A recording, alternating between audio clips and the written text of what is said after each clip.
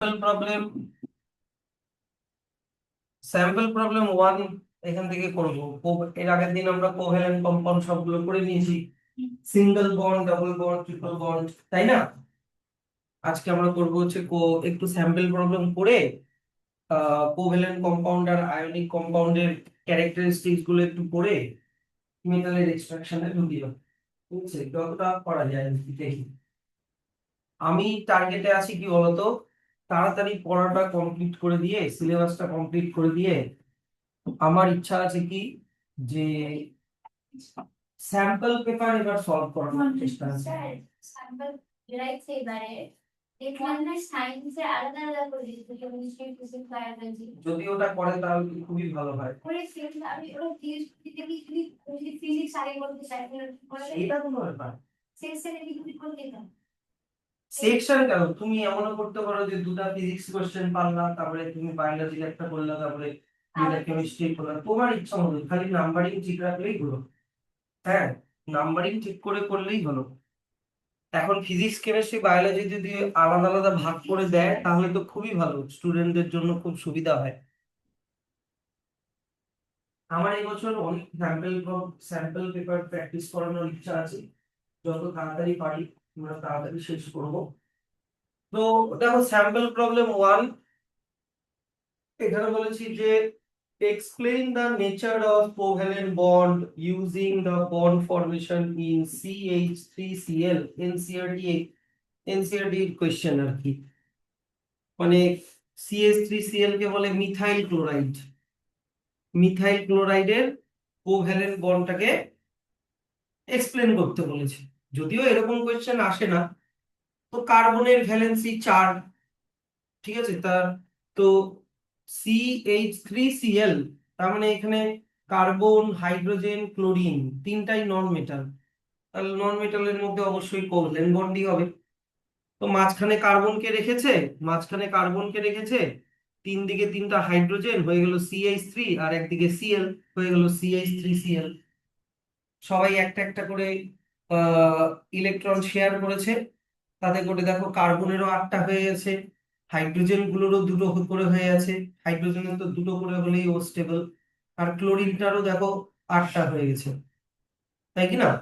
তো এটাই একটু তোমাকে এক্সপ্লেন করে লিখতে হবে যে আহ কার্বনের আউটার মোস্ট শেলে কটা ইলেকট্রন, 4টা, ক্লোরিনের আউটার মোস্ট শেলে কটা ইলেকট্রন, 7টা, হাইড্রোজেনের আউটার মোস্ট শেলে কটা করে ইলেকট্রন, একটা করে, হাইড্রোজেনের আউটার মোস্ট শেলে কটা করে ইলেকট্রন, একটা করে।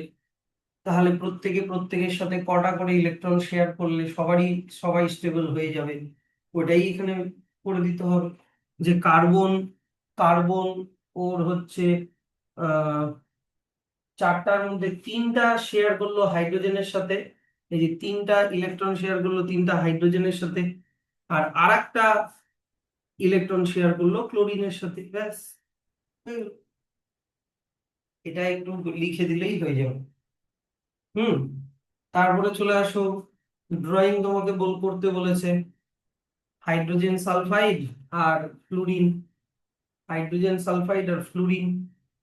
তাহলে হাইড্রোজেন আর সালফার, হাইড্রোজেনের আউটার মোস্ট শেলে একটা ইলেকট্রন, আর সালফারের আউটার মোস্ট শেলে তোমার 1 2 3 4 5 6টা ইলেকট্রন। তাহলে কিভাবে ইলেকট্রন শেয়ার করালে হাইড্রোজেনেরও 2টা করে হয়ে যাবে, সালফারেরও 8টা হয়ে যাবে। তাহলে H2S, দুটা হাইড্রোজেন বলাই আছে, তার মানে এই যে দুটা হাইড্রোজেন আর একটা সালফার, তাহলে একটা একটা করে ইলেকট্রন শেয়ার করালেই দেখো হাইড্রোজেন গুলোর 2টো করে হয়ে যাচ্ছে, সালফারের 8টা হয়ে গেল। সেরকম ফ্লোরিনের আউটার মোস্ট শেলে কটা ইলেকট্রন, 1 2 3 4 5 6 7, 7টা ইলেকট্রন। তার মানে একটা ফ্লোরিন আর একটা ফ্লোরিনের সাথে একটা করে ইলেকট্রন শেয়ার করলেই দুজনের 8টা 8টা করে হয়ে যাচ্ছে, এরকম। তারপরে দেখো সালফারের মলিকিউল কিভাবে বানাতে হয়। সালফার থাকে হচ্ছে তোমার S8 ফর্মে, S8 মানে একটা সালফারের মলিকিউলে 8টা সালফার অ্যাটম, আর তারা এরকম রিং লাইক স্ট্রাকচার ফর্ম করে তোমার ইলেকট্রন শেয়ার করে থাকে। তাতে করে এই সালফারেরও দেখো 8টা হয়ে গেছে, এই সালফারেরও দেখো 8টা হয়ে গেছে, এই সালফারেরও 8টা হয়ে গেছে, এই সালফারেরও 8টা হয়ে গেছে। দেখো প্রত্যেকের সাথে ইলেকট্রন কত সুন্দরভাবে শেয়ার করে 8টা 8টা করে, হ্যাঁ 8টা 8টা করে বানিয়ে সবাই দেখো স্টেবল হয়ে আছে। দেখো তোমাকে মোট কথা 8টা বানাতে হবে। তুমি যদি আগের থেকেই জানো যে সালফারের মলিকিউলের মধ্যে মানে S8 থাকে তাহলে আরো সুবিধা হবে, না হলে এটা পারা যাবে না। তো এগুলো কোয়েশ্চেন খুবই ইজি, আশা করি এগুলো একবার দেখে রাখলেই পরীক্ষায় আসলে পারা যায়। তুমি জেনেই গেলে সালফার মানে S। দেখো অনেক কোয়েশ্চেন মিক্স করে যখন আসে না তখন এই ইজি কোয়েশ্চেনটাই কঠিন লাগে। তখন ফিজিক্স কেমিস্ট্রি বায়োলজি সবগুলো চ্যাপ্টার মিক্স করে যখন আসে তখন তোমার কঠিন লাগে। তাহলে আমরা চলে আসি properties of ionic compound. Target হচ্ছে 10 মিনিটে এগুলা শেষ করা। আয়নিক কম্পাউন্ডে হচ্ছে তোমার মার্কিং গুলো এমনি এমনি এখানে টিক দিয়ে রাখো, পড়বা গোটাটাই। যে আয়নিক কম্পাউন্ড হচ্ছে সলিড ফর্মে পাওয়া যায়, তাও শুধুমাত্র সলিড না, ক্রিস্টালাইন সলিড, মানে চিনি যেরকম ক্রিস্টাল হয় বা লবণ যেরকম ক্রিস্টাল হয় ওরকম ফর্মে পাওয়া যায়, ক্রিস্টাল ফর্মে পাওয়া যায়। ঠিক আছে। আর এগুলো যেমন মনে করো সোডিয়াম ক্লোরাইড মানে NaCl, লবণ, লবণ হচ্ছে ক্রিস্টাল হয়। আর ক্রিস্টাল হচ্ছে তোমার অনেক হার্ড হয় আর ব্রিটল হয়, হাতুড়ি দিয়ে মারলে গুঁড়ো গুঁড়ো হয়ে যাবে। 2 নাম্বার, আয়নিক কম্পাউন্ডের বয়লিং পয়েন্ট আর মেল্টিং পয়েন্ট খুবই হাই, হাই মেল্টিং পয়েন্ট আর হাই বয়লিং পয়েন্ট। যেরকম সোডিয়াম ক্লোরাইডের মেল্টিং পয়েন্ট হচ্ছে 800 ডিগ্রি সেলসিয়াস আর বয়লিং পয়েন্ট হচ্ছে 1413 ডিগ্রি সেলসিয়াস। এবার কোয়েশ্চেনটা হচ্ছে কেন স্যার আয়নিক কম্পাউন্ডের এত হাই মেল্টিং পয়েন্ট আর বয়লিং পয়েন্ট হয়। ধরে নাও আমি বললাম একটা ionic compound NaCl, NaCl sodium chloride. এবার সোডিয়াম আর ক্লোরিনের মধ্যে কোন বন্ড আছে বলো, সোডিয়াম আর ক্লোরিনের মধ্যে কোন বন্ড আছে? Ionic bond. এবার সোডিয়াম একটা মেটাল, ক্লোরিন একটা নন মেটাল, তাহলে মেটাল নন মেটাল তো আয়নিক বন্ড। এবার আয়নিক বন্ড হচ্ছে খুবই স্ট্রং হয় কোভ্যালেন্ট বন্ডের থেকে। তাই তোমাকে যদি NaCl এর এই বন্ডকে যদি ব্রেক করতে হয় সেই জন্য তোমাকে অনেক বেশি টেম্পারেচার দিতে হবে। বুঝতে পারছো কথাটা? তাহলে আয়নিক কম্পাউন্ড হচ্ছে কোন বন্ড দিয়ে তৈরি? একটা পজিটিভ একটা নেগেটিভ আয়ন দিয়ে তৈরি, আর ওদের মধ্যে strong force of attraction of opposite charge, সেই জন্য অনেক বেশি হিট লাগে। এখান থেকে এই যে ইটালিকে লেখা দাগটা এত অব্দি, ইটালিকটা যেখানে অব্দি শেষ হয়েছে অত অব্দি। খুব সোজা সোজা পয়েন্ট, খালি মনে রাখার জিনিস। 3 নাম্বার চলে আসো। আয়নিক কম্পাউন্ড হচ্ছে জলের মধ্যে ঘুলে যায়, শুনছো? আয়নিক কম্পাউন্ড হচ্ছে জলের মধ্যে ঘুলে যায় কিন্তু অর্গানিক সলভেন্টের মধ্যে ঘোলে না। জলের মধ্যে দেখো ionic compounds are usually soluble in water, মানে জলের মধ্যে ঘুলে যায়। লবণ বলো, লবণ জলের মধ্যে ঘুলে যায়, কপার সালফেট জলের মধ্যে ঘুলে যায়, কিন্তু কিসের মধ্যে ঘোলে না? অর্গানিক সলভেন্টের মধ্যে ঘোলে না, insoluble in organic solvent. Sir organic সলভেন্টের এক্সাম্পল কি আছে? Ether, acetone, alcohol, benzene, kerosene, carbon disulphide, carbon tetrachloride, এগুলোর মধ্যে গোলে না। স্যার অর্গানিক সলভেন্ট মানে কি? অর্গানিক সলভেন্ট মানে কি? কার্বন দিয়ে তৈরি সলভেন্ট। কি দিয়ে তৈরি সলভেন্ট? কার্বন। ইথারের মধ্যে কার্বন থাকে, অ্যাসিটোনের মধ্যে কার্বন থাকে, অ্যালকোহলের মধ্যে কার্বন থাকে, যতগুলো এখানে নাম আছে সবগুলোই কার্বন কম্পাউন্ড। কার্বন দিয়ে তৈরি যে কোনো কিছুকে অর্গানিক কম্পাউন্ড বলে। তো এগুলোর মধ্যে আবার গলে না। ঠিক আছে, তো এটা এক্সাম্পল পড়ে রাখবা, যেমন সোডিয়াম ক্লোরাইড জলের মধ্যে গলে কিন্তু কেরোসিনের মধ্যে গলে না, বা বেনজিনের মধ্যে গলে না, বা ইথারের মধ্যে গলে না। কপার সালফাইড আবার জলের মধ্যে গলে কিন্তু বাকিগুলোর মধ্যে গলে না। এখান থেকে এত অব্দি ব্র্যাকেট করে রাখো তাহলেই হবে।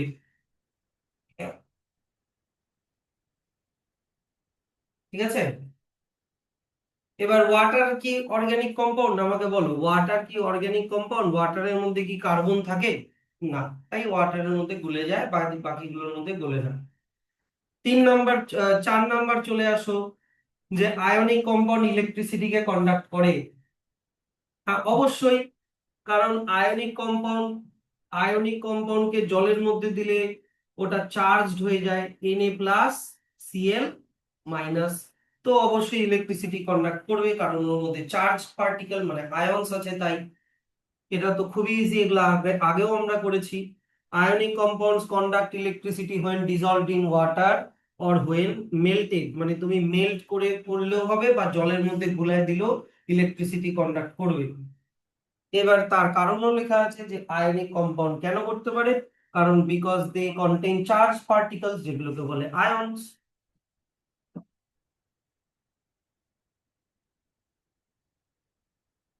হুম। এবার স্যার, আয়নিক কম্পাউন্ডকে আয়নিক কম্পাউন্ডের মধ্যে আয়নিক কম্পাউন্ডের মধ্যে দিয়ে ইলেকট্রিসিটি কন্ডাক্ট করতে হলে বলেছে কি আইদার ডিজলভড ইন ওয়াটার করতে হবে, না হলে মেল্টেড ফর্মে করতে হবে। মনে করো তুমি লবণ নিলা, এবার লবণের মধ্যে লবণ দিয়ে তুমি ইলেকট্রিসিটি কন্ডাক্ট করতে চাও, তাহলে আইদার তোমাকে লবণটাকে জলের মধ্যে গুলাতে হবে, না হলে লবণটাকে হিট দিয়ে মেল্ট করে নিয়ে করতে হবে।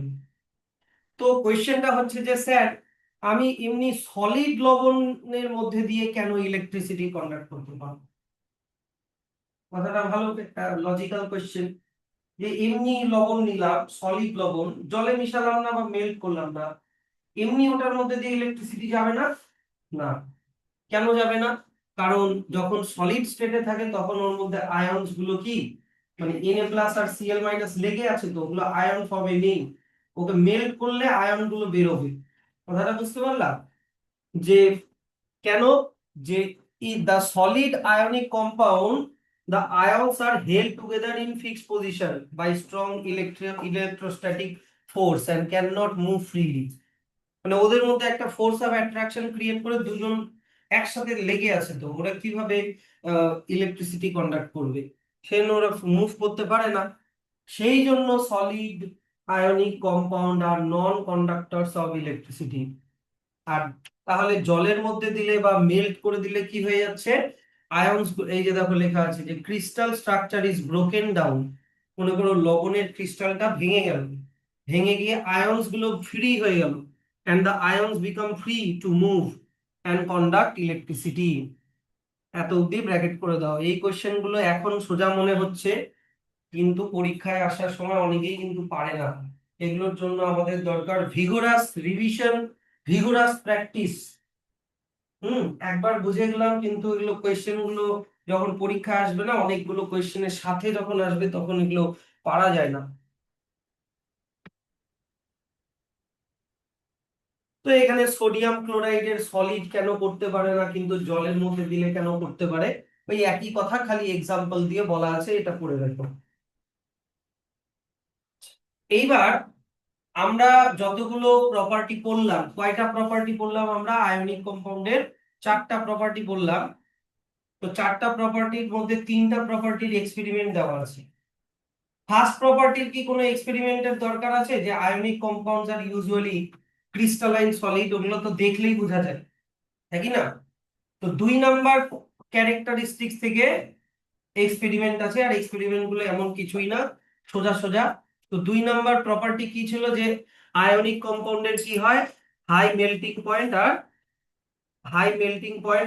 হাই বয়লিং পয়েন্ট হয়। তো এটার এক্সপেরিমেন্ট কি, যে একটা চামচের মধ্যে তুমি লবণ নিলা, এই যে 1 নাম্বারটা, একটা চামচের মধ্যে তুমি লবণ নিলা, লবণটা নিয়ে ওটাকে কম হিট দিলা, গললো না, তারপরে একটু বেশি হিট দিলা, গললো, ব্যাস এইটাই হাই মেল্টিং পয়েন্ট। এটার কি অত কিছু আর দরকার আছে? তো এইটাই এখানে ইয়ে করে দেওয়া আছে। এটার মধ্যে অত কিছু না, খালি রিডিং করে রাখবা। 2 নাম্বার প্রপার্টি কি ছিল? 2 নাম্বার প্রপার্টি কি ছিল জানো?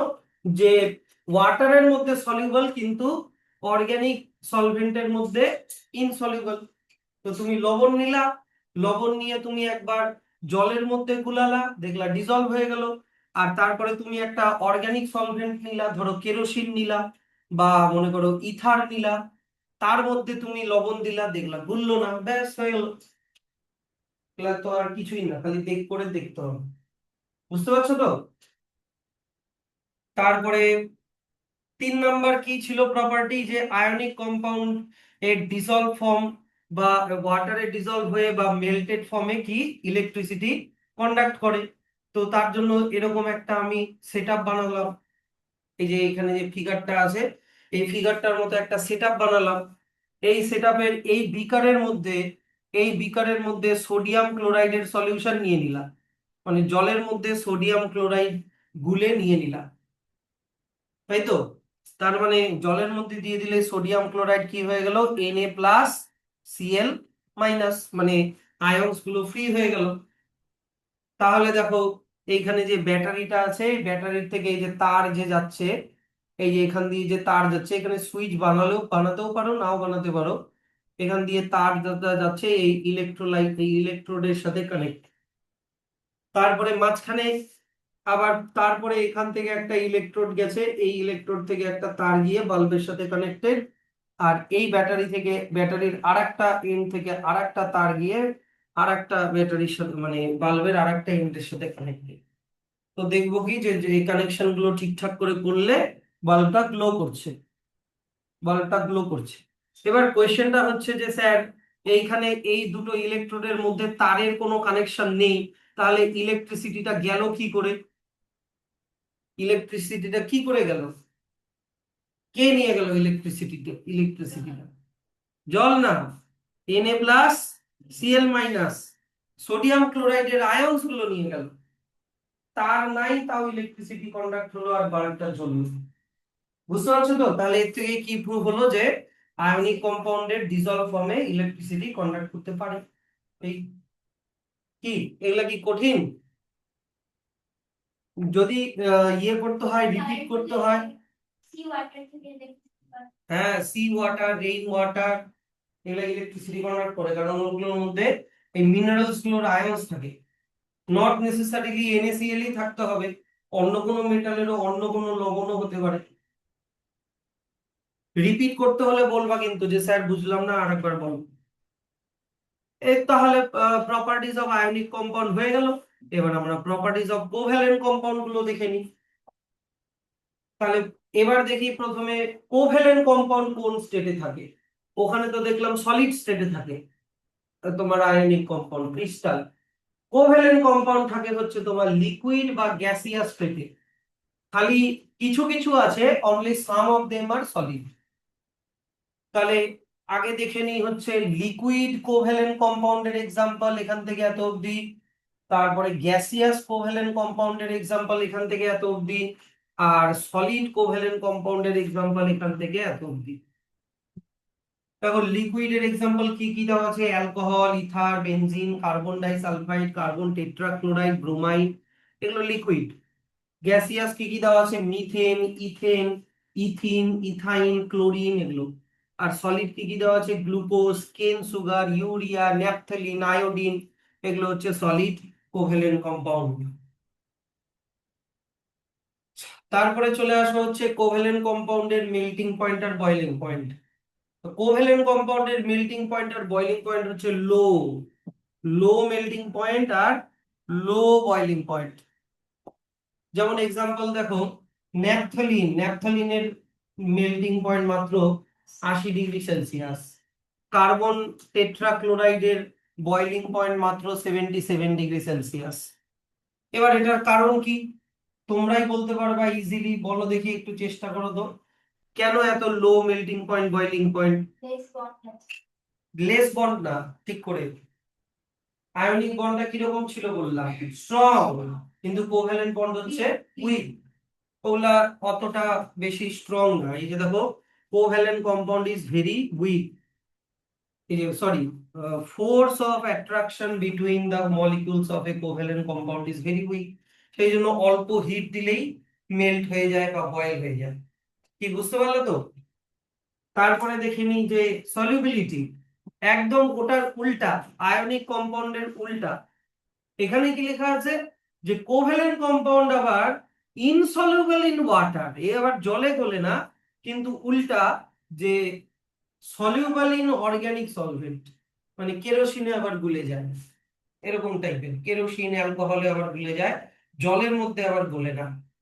যেমন মনে করো ন্যাপথলিন ইনসলিউবল ইন ওয়াটার, জলে গলে না, কিন্তু ইথারে গুলে যায়, ইথারের মধ্যে আবার অর্গানিক সলভেন্টের মধ্যে গুলে যায়। অর্গানিক সলভেন্ট মানে কি বললাম, অর্গানিক মানে কি দিয়ে তৈরি বলো তো? কার্বন দিয়ে তৈরি। তো কার্বন দিয়ে তৈরি সলভেন্টের মধ্যে গলে যায় কিন্তু জলের মধ্যে গলে না। সেরকমই আবার দেখো গ্লুকোজ, সুগার, ইউরিয়া, এরা আবার কিন্তু এক্সেপশন। এখান থেকে এত অবধি কিন্তু এক্সেপশন, এরা কিন্তু আবার জলে গলে।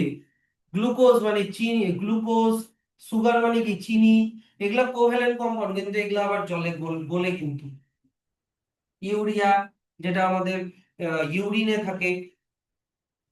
আচ্ছা, তারপরে আরো কিছু কিছু আছে যেমন হাইড্রোজেন ক্লোরাইড, অ্যামোনিয়াম ক্লোরাইড, এগুলাও সলিউবল ইন ওয়াটার। তাহলে এক্সেপশন গুলো একটু ভালো করে দেখে রেখো, এক্সেপশন গুলো একটু ভালো করে দেখে রেখো। আচ্ছা, তারপরে চলে আসি ইলেকট্রিসিটি কন্ডাক্ট করতে পারে কি পারে না। তোমরাই বলো, কোভ্যালেন্ট কম্পাউন্ডের মধ্যে কি আয়নস থাকে? থাকে না, এরা তো ইলেকট্রন শেয়ার করে। তাই এখানে কোনো আয়নসও নেই, তাই ইলেকট্রিসিটিও কন্ডাক্ট করবে না। ব্যাস হয়ে গেল, ডু নট কন্ডাক্ট ইলেকট্রিসিটি, কারণ এর মধ্যে because they do not contain ions. Example নিজেরাই দেখে নিবা, সোজা সোজা জিনিস আছে, তাই তাড়াতাড়ি করে ফেলি। তাহলে এবার এক্সপেরিমেন্ট দ্বিতীয় দ্বিতীয় সেকেন্ড ক্যারেক্টারিস্টিক্স থেকে আছে অবশ্যই। তো মেল্টিং পয়েন্ট আর বয়েলিং পয়েন্ট কে টেস্ট করার ইয়ে কি, যে তুমি ধরো একটা কোভ্যালেন্ট কম্পাউন্ড নিলা ন্যাপথলিন, একটু হিট দিলা, হয়ে গেল বয়েলিং হয়ে গেল বা মেল্ট হয়ে গেল। তার মানে অল্প হিটেই ওগুলো মেল্ট হয়ে যাচ্ছে, তার মানে লো মেল্টিং পয়েন্ট। 2 নাম্বার কি, দেখবো যে এরা কিসের মধ্যে সলিউবল। যে আমি একটু ন্যাপথলিন নিলাম, ন্যাপথলিন একটু গুঁড়ো গুঁড়ো করে নিলাম, জলের মধ্যে দিলাম, দেখলাম ডিজলভ হলে না। কিন্তু ন্যাপথলিনকে আমি ইথারের মধ্যে দিলাম, দেখলাম গুলে গেল। এইটাই করে দেখতে হবে, ব্যাস। আর তারপরে দেখবো হচ্ছে ইলেকট্রিসিটি কন্ডাক্ট করে কি করে না। এই যে এখানে বলেছে যে same figure 69 on the page 63, মানে এই যে এই সেটআপটাই বানাতে বলেছে, এই সেটআপটাই বানাতে বলেছে। খালি এখানে সোডিয়াম ক্লোরাইড না নিয়ে তোমাকে ন্যাপথলিন বা এরকম কিছু একটা নিতে হবে, নিয়ে দেখতে হবে যে দেখবা যে ইলেকট্রিসিটি কন্ডাক্ট করছে না। ন্যাপথলিন না, তুমি চিনি দিয়েও করতে পারো, চিনিও তো একটা তোমার কি কোভ্যালেন্ট কম্পাউন্ড। জলের মধ্যে চিনি গুলিয়ে ওই সেম এক্সপেরিমেন্ট করব, দেখবো লাইটটা জ্বলছে না, তার মানে হয়ে গেল, বুঝতে পারলাম যে কোভ্যালেন্ট কম্পাউন্ড ইলেকট্রিসিটি কন্ডাক্ট করে না। হয়ে গেল সবগুলো। তাহলে কোভ্যালেন্ট কম্পাউন্ড আর আয়নিক কম্পাউন্ডের মধ্যে ডিফারেন্সেস কি কি?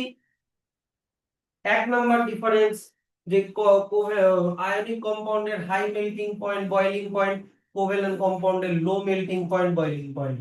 আর 2 নাম্বার কি, ionic compound soluble in water but insoluble in organic solvent, আর কোভ্যালেন্ট কম্পাউন্ড তার উল্টাটা, insoluble in water but soluble in organic solvent. আর কিন্তু স্যার এখানে কিন্তু এক্সেপশন আছে, হ্যাঁ কি না? যেমন এই যে কোভ্যালেন্ট কম্পাউন্ডের যে এক্সেপশনটা ছিল, যেমন ধরো সুগার, ওরা কিন্তু আবার জলের মধ্যে কি ডিজলভ হয়।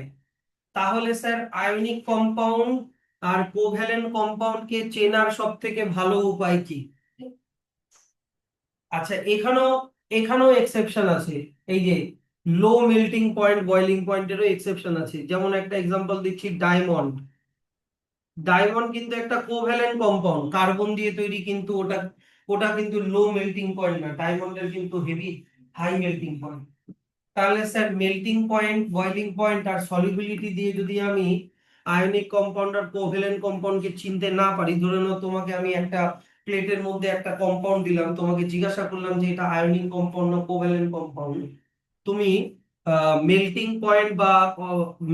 পয়েন্ট বা সলিবিলিটি দিয়ে তুমি বলতে পারবে না শিওরলি যে এটা কোভ্যালেন্ট কম্পাউন্ড না আয়নিক কম্পাউন্ড। তাহলে সব থেকে ভালো উপায় কি? What is the best test to distinguish between ionic compound? Electricity.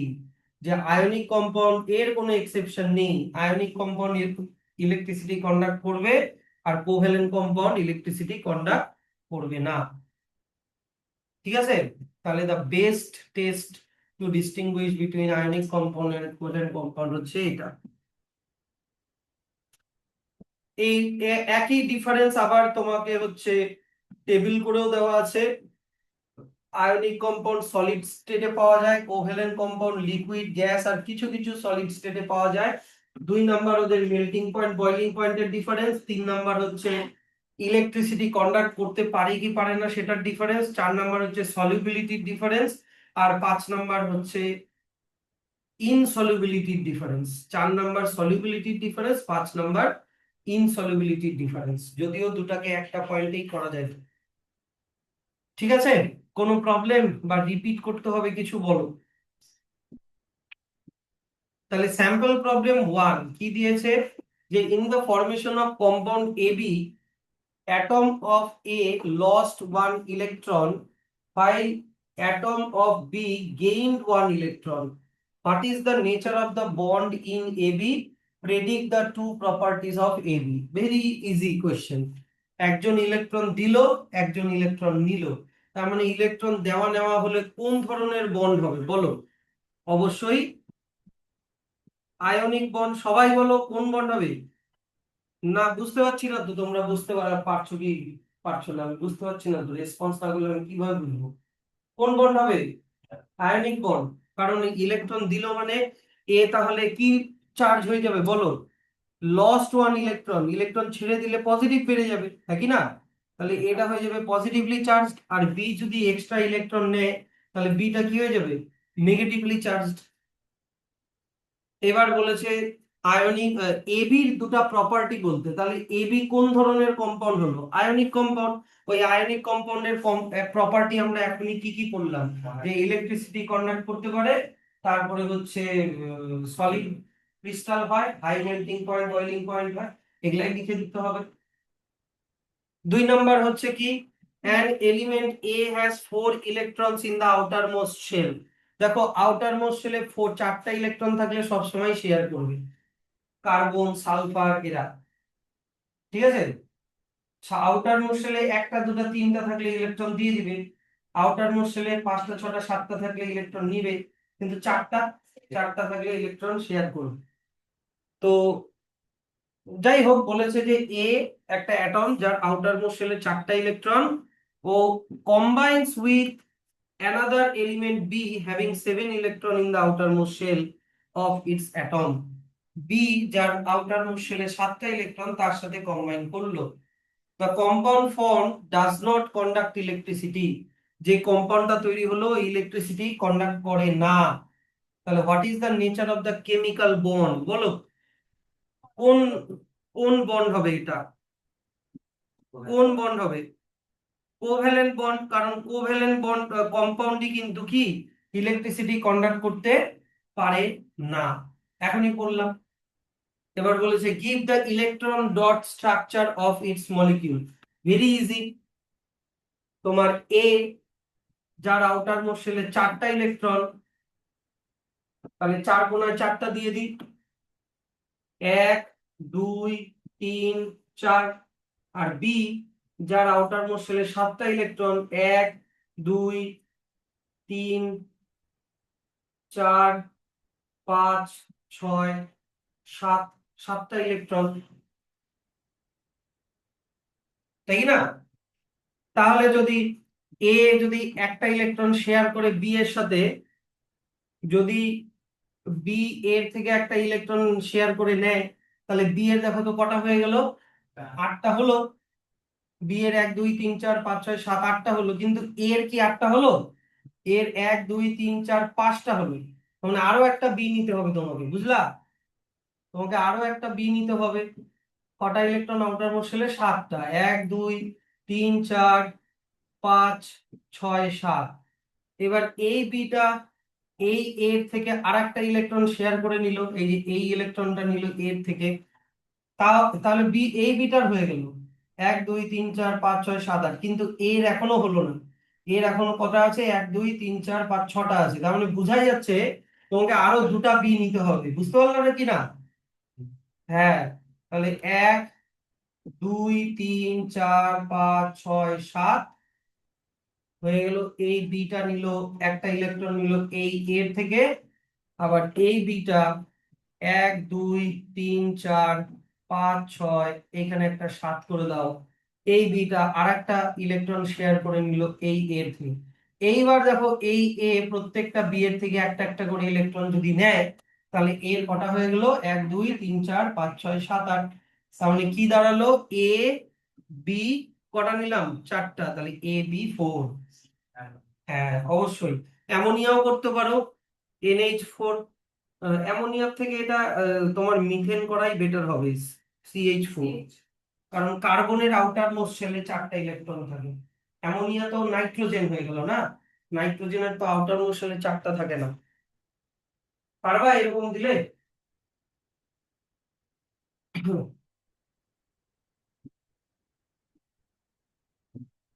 এরকম করেই দেওয়া আছে। CCl4। CCl4ও হবে, CH4ও হবে। ও সরি সরি, এখানে বি কে হাইড্রোজেন নিলে হবে না তো, এমন একটা অ্যাটম নিতে হবে যার আউটার মোস্ট শেলে সাতটা ইলেকট্রন। কার আউটার মোস্ট শেলে সাতটা ইলেকট্রন? ক্লোরিন। হ্যাঁ, CCl4 হবে। ঠিকই তো। তোমাকে এমন একটা ইলেকট্রন নিতে হবে এ কে, সরি এমন একটা অ্যাটম নিতে হবে এ যার আউটার মোস্ট শেলে চারটা ইলেকট্রন হতে হবে, আর বি যার আউটার মোস্ট শেলে সাতটা নিতে হবে। তো হাইড্রোজেন নিলে তো ওর তো একটা করে, তাহলে স্যাম্পল প্রবলেম 2 হয়ে গেল। Sample problem 3, give the formula of chlorides of element A and B having atomic number 6 and 11 respectively. Will the properties of two chlorides be similar or different? Explain. Very easy. বলেছে যে A একটা আলাদা আহ, কি বলে, A হচ্ছে একটা element, B আর একটা element.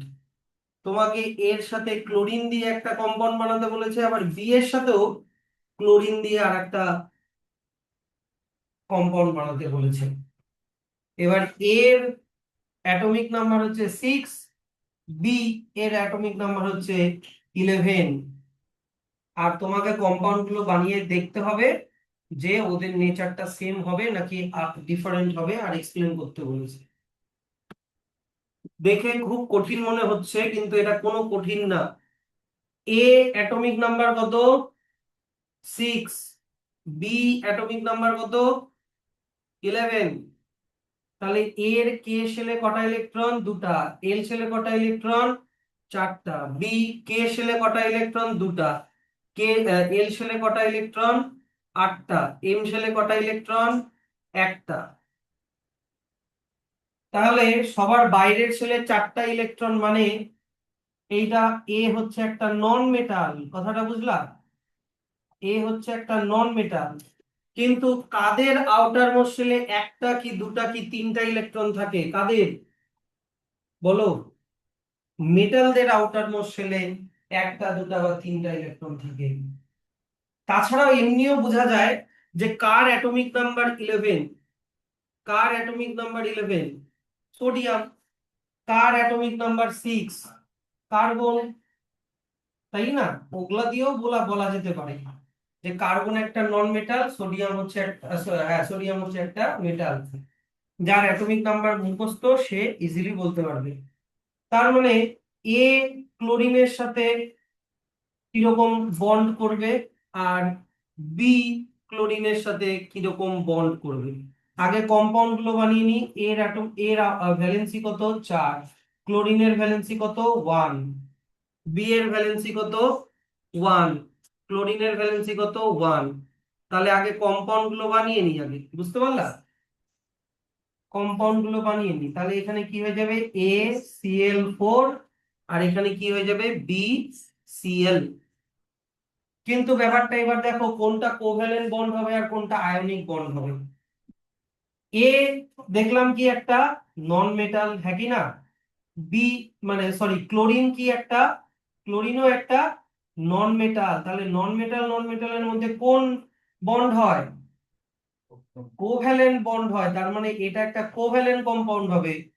আর B, B কি একটা মেটাল, আর ক্লোরিন কি একটা নন মেটাল। তো মেটাল নন মেটালের মধ্যে কিরকম বন্ড হয়? আয়নিক হয়। কি বুঝতে পারলা? তাহলে এবার তুমি এক্সপ্লেন করতে পারবা কি? একবার বলে দেওয়ার পরে কি এটা কঠিন লাগছে এখন? ঠিক আছে। তাহলে তোমাকে এ বানাতে হবে এরকম করে, এই যে ACl4 বানাতে হবে এরকম করে। এ যার আউটার মোস্ট শেলে 4টা ইলেকট্রন, হ্যাঁ কি না? তোমাকে চার ধারে 4টা ক্লোরিন নিতে হবে, যে Cl4, তার মানে তোমাকে 4টা ক্লোরিন নিতে হবে। ক্লোরিনের আউটার মোস্ট শেলে 7টা করে ইলেকট্রন, 1 2 3 4 5 6 একটা শেয়ারে দিয়ে দিবা। 1 2 3 4 5 6 একটা শেয়ারে, 1 2 3 4 5 6 একটা শেয়ারে, 1 2 3 4 5 6 আর একটা শেয়ারে। তাহলে দেখো ক্লোরিন গুলোর কতগুলো কত করে হয়ে গেল, 8টা 8টা করে হয়ে গেল। দেখো সবগুলো ক্লোরিনের দেখো 8টা 8টা করে হয়ে গেল। আর এরও কটা করে ইলেকট্রন হয়ে গেল আউটার মোস্ট শেলে, 8টা হয়ে গেল, তাই না? এবার এখানে কি করতে হবে, বি বি এর আউটার মোস্ট শেলে কটা ইলেকট্রন, একটা, তার মানে তোমাকে একটা ডট দিতে হবে। আর ক্লোরিনের আউটার মোস্ট শেলে কটা ইলেকট্রন, 7টা, 1 2 3 4 5 6 7। এবার বি ক্লোরিনকে একটা ইলেকট্রন দিয়ে দিবে, হ্যাঁ কি না? তাহলে বিটা কি হয়ে যাবে, বিটা হয়ে যাবে পজিটিভলি চার্জ। আর ক্লোরিনটা কি হয়ে যাবে, 1 2 3 4 5 6 7 8, চোখ বন্ধ করে 8টা ডট, ব্র্যাকেট ক্লোজ করে উপরে -1, -1 তো আর দিতে হবে না, মাইনাস। তাহলে কি হয়ে গেল, BCl হয়ে গেল, যেটা আমরা আগে করেছিলাম ইলেকট্রন ট্রান্সফার করে এরকম করে। কি পারবা তো? প্র্যাকটিস করতে হবে ওগুলো। তো আমার প্র্যাকটিস হচ্ছে, তোমার তো দেখে যাচ্ছ, যতক্ষণ না নিজেরা পড়বা ততক্ষণ খেলাটা বুঝতে পারবা না। তাহলে তোমাকে এখানে কোয়েশ্চেনের অ্যান্সার কি, যে আমাকে বলো এইখানে, will the properties of two chlorides be similar or different, বলো। ডিফারেন্ট, একটা আয়নিক একটা কোভ্যালেন্ট, ওটাকেই এক্সপ্লেন করতে বলেছি, ঠিক আছে? নেক্সট চলে আসো স্যাম্পল প্রবলেম। ও স্যাম্পল প্রবলেম তো সব হয়ে গেল। এবার ভেরি শর্ট কোশ্চেন টাইপ একটু পড়ি, দাঁড়াও। By what is the name of the chemical bond formed by sharing of electron, কি হবে, কোভ্যালেন্ট। তারপরে by transfer of electron, ionic. Name the carbon containing molecule which has two double bonds, name the carbon containing molecule which has two double bonds, মানে carbon containing molecule which has two double bonds, এরকম ব্যাপারটা। দেখো তো খাতায় আমরা কি করেছি, খাতাতে করেছি এরকম, কার্বন ডাই অক্সাইড হতে পারে, কার্বন ডাই অক্সাইডের মধ্যে দুটো ডবল বন্ড, ঠিক আছে? তাহলে carbon dioxide, CO2। What would be the electron dot structure of carbon dioxide which has the formula CO2? তো তোমাকে এরকম ভাবে ইলেকট্রন ডট স্ট্রাকচার আঁকাতে হবে। কার্বনের আউটার মোস্ট শেলে 4টা ইলেকট্রন, অক্সিজেনের আউটার মোস্ট শেলে কটা জানো, সরি কার্বন তো এখানে তো দুটা দুটা করে ইলেকট্রন শেয়ার করবে, তাই না? অক্সিজেনের আউটার মোস্ট শেলে কটা ইলেকট্রন, তোমার 6টা। তাহলে 1 2 3 4, এইদিকে দিয়ে দাও 5 6, আর এখানেও অক্সিজেন দিয়ে দাও 1 2 3 4, এইদিকেও দিয়ে দাও 5 6। তাহলে এই যে দেখো অক্সিজেনের 8টা হয়ে গেল, এই অক্সিজেনেরও 8টা হয়ে গেল, আর কার্বনেরও দেখো কটা হয়ে গেল, 8টা হয়ে গেল। আর ডাবল বন্ড হয়ে যাচ্ছে কারণ প্রত্যেকে দুটা দুটা করে ইলেকট্রন শেয়ার করছে, তাই, তাই কি না? What type of chemical bond is formed between potassium and bromine? Potassium metal, bromine non metal, তার মানে এটা হবে আয়নিক। আর কার্বন আর ব্রোমাইন, কার্বন নন মেটাল, ব্রোমাইনও নন মেটাল, তাহলে এটা কি হবে, কোভ্যালেন্ট। মেটাল নন মেটাল হলেই আয়নিক, মেটাল মেটাল হলে, sorry non metal non metal হলেই covalent. Next, what do we call those particles which have more or less electrons than normal atoms?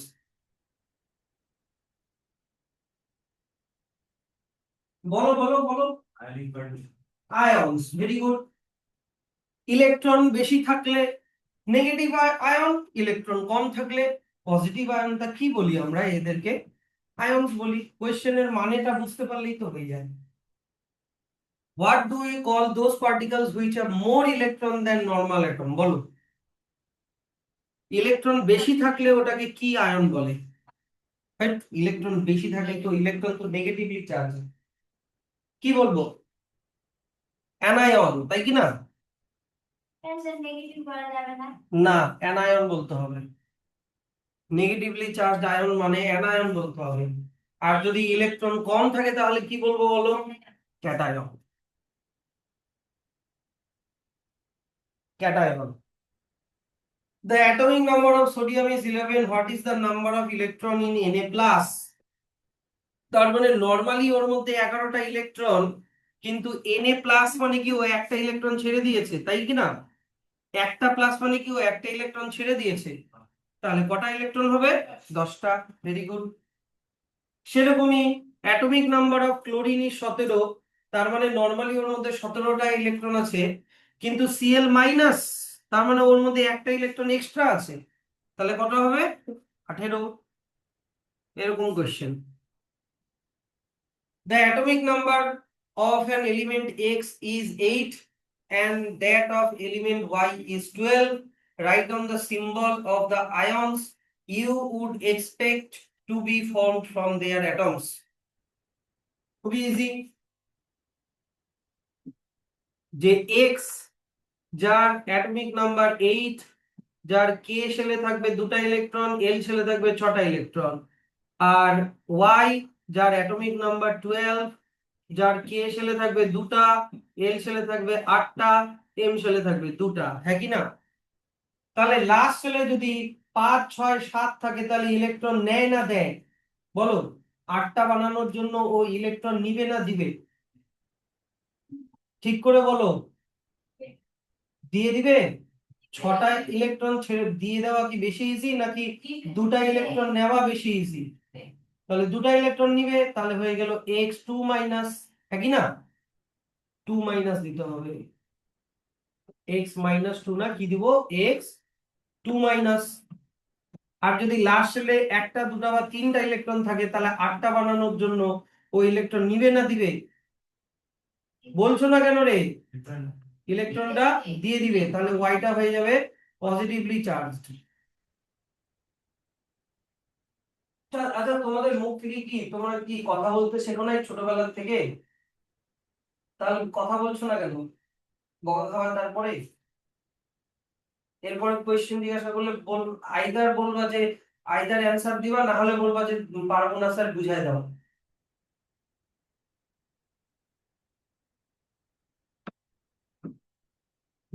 তাহলে এখানে কি দাঁড়ালো যে এক্স হয়ে গেল সিম্বল, সিম্বল জিজ্ঞাসা করেছে, তাহলে এক্স দাঁড়ালো হচ্ছে 2টা ইলেকট্রন ছেড়ে দিল না, সরি, x2 মাইনাস, আর ওয়াই হয়ে গেল 2টা ইলেকট্রন ছাড়লো মানে y2 প্লাস। ওইটা জিজ্ঞাসা করে নাই, মানে তোমাকে আইডেন্টিফাই করতে বলে নাই এক্স কি ওয়াই কি। বুঝতে পারলা? তোমাকে এক্স আর ওয়াই দিয়েই সিম্বলটা কি হবে সেটা লিখতে বলেছে। Write down the electronic configuration of magnesium ion and magnesium atom and magnesium ion. Magnesium atom আর ম্যাগনেসিয়াম আয়নের ইলেকট্রনিক কনফিগারেশন লিখতে বলেছে, মানে কে এল এম করে লিখতে বলেছে। এই অ্যাটমিক নাম্বার দেওয়া আছে, কিন্তু পরীক্ষায় এত দয়ালু হবে না, বুঝিয়ে যাও, ঠিক আছে? তাহলে ম্যাগনেসিয়ামের কে এল এম, কে শেলে 2টা, এল শেলে 8টা, তাহলে এম শেলে কটা হবে বলো? 2টা। তাহলে 8 2 10 2 12। তাহলে এটা হলো ম্যাগনেসিয়াম অ্যাটমের ইলেকট্রনিক কনফিগারেশন। কিন্তু ম্যাগনেসিয়াম যদি আয়ন হতো তাহলে 2টা কি এই লাস্টের শেলের ইলেকট্রন 2টা ছেড়ে দিত, কারণ এক লাস্ট শেলে 1টা 2টা বা 3টা থাকলে ইলেকট্রন ছেড়ে দেয়।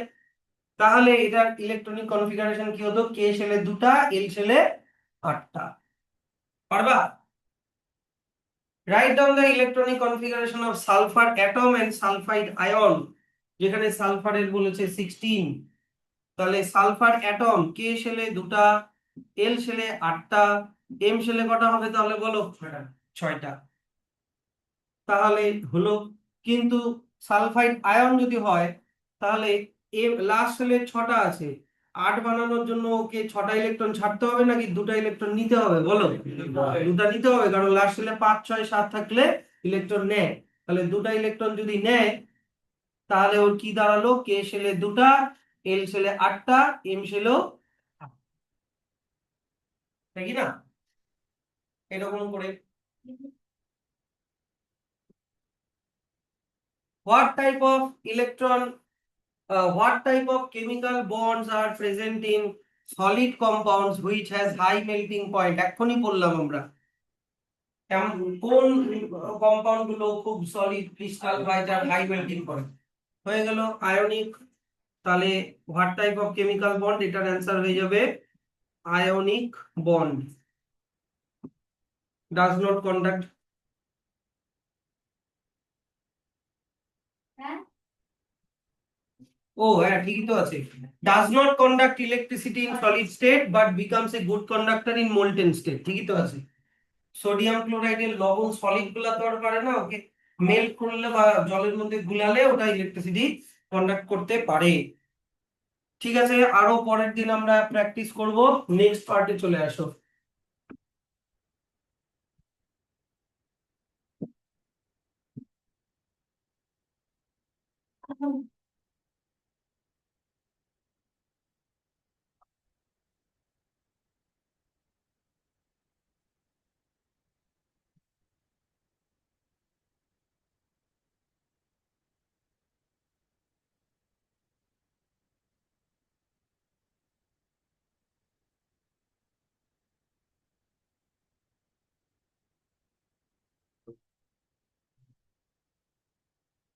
আচ্ছা, আমরা এই পার্টে যেটা পড়বো সেটা হচ্ছে এক্সট্রাকশন অফ মেটাল। এই পার্টে আমরা মেইন যেটা পড়বো সেটা হচ্ছে এক্সট্রাকশন অফ মেটাল। মেটালকে কিভাবে তার ইম্পিওর ফর্ম থেকে এক্সট্রাক্ট করে বের করা হয়। যেমন হচ্ছে আয়রন, লোহা বা অ্যালুমিনিয়াম, এগুলো কি আমরা তোমার হচ্ছে নেচারে আয়রনের টুকরা কি আর ওরকম পড়ে থাকে, বা অ্যালুমিনিয়ামের টুকরা কি ওরকম পড়ে থাকে না, এগুলো ইম্পিওর ফর্মে থাকে। আমরা করে কি মাইনিং করে ওই ইম্পিওর ফর্ম গুলোকে বের করি, মাটির নিচ থেকে পাহাড়ের নিচ থেকে মাইনিং করে মানে বোম ফাটিয়ে ওগুলোকে বের করি, নিয়ে এসে তারপরে ওগুলোকে ফ্যাক্টরির মধ্যে আমরা ওগুলোর ভেতর থেকে মেটাল গুলোকে বের করি। তো তাহলে আগে আমাকে জানতে হবে যে মেটাল কি কি ফর্মে নেচারে পাওয়া যায়, মানে অকারেন্স অফ মেটাল। মেটাল হচ্ছে, দেখো মেটাল হচ্ছে জেনারেলি মেটাল কি হচ্ছে তোমার, মেটাল পাওয়া যায় আর্থ ক্রাস্ট থেকে, মানে মাটির থেকে মেটাল পাওয়া যায়। আর সমুদ্রেও পাওয়া যায়, সমুদ্রের মধ্যেও মেটাল আছে, যেমন লবণের মধ্যে মেটাল আছে NaCl। Sea water also contain salts of metal like sodium chloride, magnesium chloride, etcetera. তুমি কখনো ক্যালসিয়াম মেটালকে ক্যালসিয়াম ফর্মে পাবা না, তুমি পাবা আইদার ক্যালসিয়াম ক্লোরাইড ফর্মে বা ক্যালসিয়াম কার্বনেট ফর্মে। কথাটা বুঝতে পারছো? কেন? কেন স্যার, কেন ক্যালসিয়াম ফর্মে আমি পাবো না, কেন আমি এদেরকে ক্যালসিয়াম মানে কম্পাউন্ড ফর্মে কেন পাবো, কেন আমি এরকম এলিমেন্ট ফর্মে কেন পিওর ক্যালসিয়াম পাবো না? হ্যাঁ, metals are generally quite reactive. Most of the metals are quite reactive, hence they do not occur as free element. শুধু এমনি এলিমেন্ট হিসেবে পাবো না, আমরা এদেরকে কি ফর্মে পাই, দেয়ার কম্পাউন্ড ফর্মে পাই। ধরে নাও কি কি কম্পাউন্ড ফর্মে পেতে পারি, অক্সাইড ফর্মে পেতে পারি, ক্যালসিয়াম অক্সাইড, বুঝতে পারছো, বা ক্যালসিয়াম কার্বনেট, এই যে ক্যালসিয়াম কার্বনেট, বা সালফাইড CaS2, ক্যালসিয়াম সালফাইড, অথবা ক্যালসিয়াম ক্লোরাইড মানে ক্লোরাইড ফর্মে পেতে পারি। এই ধরনের ফর্মে ওদেরকে আমরা পাই নেচারে। খালি কিছু কিছু মেটাল আছে যারা খুবই লেস রিয়াক্টিভ বা একদমই আনরিয়াক্টিভ, যেমন হচ্ছে কপার, সিলভার, গোল্ড, প্ল্যাটিনাম। হ্যাঁ, এইগুলোকে শুধু ফ্রি স্টেটে পাওয়া যায়। তুমি পিওর গোল্ড পেতে পারো, যেমন এই যে লোকটা নদীর জল থেকে পিওর গোল্ড কে ছেঁকে ছেঁকে বের করছে, বুঝতে পারলা? তো কোন মেটাল গুলোকে ফ্রি স্টেটে পাওয়া যায় বললাম? লেস রিঅ্যাক্টিভ মেটাল গুলোকে ফ্রি স্টেটে পাওয়া যায়, কপার, সিলভার, গোল্ড, প্ল্যাটিনাম এগুলোকে। তো এবার তোমরা দেখো, তোমরা এই রিঅ্যাক্টিভিটি সিরিজটা বের করো, এই যে এই রিঅ্যাক্টিভিটি সিরিজটা বের করো। এইখানে তোমরা একটা জিনিস অ্যাড করবা, সেটা হচ্ছে ছোট্ট করে আগে লেখো অ্যালুমিনিয়াম আর জিঙ্কের মাঝখানে অ্যালুমিনিয়ামটা ঘেঁষে লিখবা Mn, আর জিঙ্কের উপরে লিখবা কার্বন, এই জায়গাটায় লিখবা কার্বন, ঠিক আছে? আর আয়রন আর পিবি এর মাঝখানে একটা দাগ দিয়ে এখানে লেখো Sn। এই জিনিসগুলো একটু লিখে দাও, যেইভাবে আমি লিখেছি ওইভাবেই লিখবা। অ্যালুমিনিয়ামের পরে লেখো Mn মানে ম্যাঙ্গানিজ, তারপরে লেখো কার্বন, আর Fe আর পিবির মাঝখানে একটা দাগ দিয়ে সাইডে লেখো হচ্ছে Sn।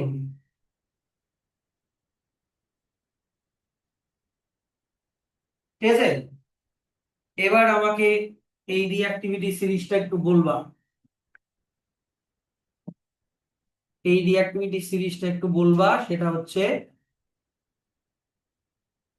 কবিরাজ বলো কি কি আছে। প্রথমে পটাশিয়াম, তারপর সোডিয়াম, তারপর তারপর তারপর তারপর যেটা আমি লিখালাম ম্যাঙ্গানিজ, তারপর না কার্বন, কার্বন, তারপর zinc, iron, tin, SN, lead, তারপরে কপার, তারপর আচ্ছা আরেকবার কপার আছে না? ঠিক আছে, কপার, দুইবার কপার, তারপরে মার্কিউরি Hg, Ag মানে সিলভার, তারপরে গোল্ড মানে Au, আর লাস্টে মনে হয় পিটি না, প্ল্যাটিনাম। ঠিক আছে, তো এর মধ্যে দেখো তোমার আপ টু অ্যালুমিনিয়াম এগুলো হাইলি রিঅ্যাক্টিভ মেটাল, এগুলো হাইলি হাইলি রিঅ্যাক্টিভ মেটাল। এরা কখনোই একা একা থাকবে না, বুঝতে পারছো আমার কথাটা? এরা কোনো না কোনো কিছুর সঙ্গে রিয়্যাক্ট করে থাকবে। যেমন পটাশিয়াম, পটাশিয়াম ক্লোরাইড হিসাবে থাকলো বা পটাশিয়াম অক্সাইড হিসাবে থাকলো, কথাটা বুঝতে পারছো? এইরকম ভাবে পাওয়া যায়, এগুলাকে কখনো ফ্রিলি পাওয়াই যায় না। তারপরে হচ্ছে মনে করো জিঙ্ক, আয়রন, লিড, কপার, এগুলো হচ্ছে মডারেটলি রিঅ্যাক্টিভ মেটাল, এগুলো হচ্ছে কি মডারেটলি রিঅ্যাক্টিভ মেটাল, এগুলোও তোমার এমনি পাওয়া যায় না। তাহলে হাইলি রিঅ্যাক্টিভ মেটালও তুমি কম্পাউন্ড ফর্মেই পাবা, আর মডারেটলি রিঅ্যাক্টিভ মেটালও তুমি কম্পাউন্ড ফর্মেই পাবা। এইবার তোমার হচ্ছে কপার আর মার্কিউরি হচ্ছে লেস রিঅ্যাক্টিভ মেটাল, এগুলোকে তুমি ফ্রি স্টেটেও পেতে পারো বা বেশিরভাগ ফ্রি স্টেটেই পাবা। কিন্তু Ag, Au আর পিটি এগুলো আনরিঅ্যাক্টিভ মেটাল, মানে এগুলো কারোর সাথে রিঅ্যাক্টিভই করে না। তো এগুলোকে তুমি এলিমেন্ট ফর্মে পাবা, এলিমেন্ট মানে কি পিওর ফর্মে পাবা, এগুলোকেও তুমি কি ফর্মে পাবা? এলিমেন্ট মানে পিওর ফর্মে পাবা, যেহেতু এরা রিঅ্যাক্ট করে না কারোর সাথে। কথাটা বুঝতে পারছো জিনিসটা?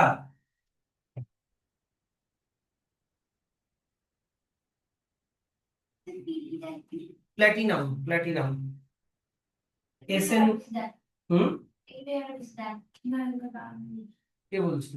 গোল্ডের দাম নাই, সিলভারের দাম নাই, প্ল্যাটিনামের দাম নেই। প্ল্যাটিনাম গোল্ডের থেকে বেশি দাম। কোথায় না স্যার, প্ল্যাটিনামের দাম নেই। ঠিক আছে, তো ওই অন্য জায়গায় থাকি স্যার। আরে না রে, সিলভারের দাম কি দেখলো কত মাত্র 5।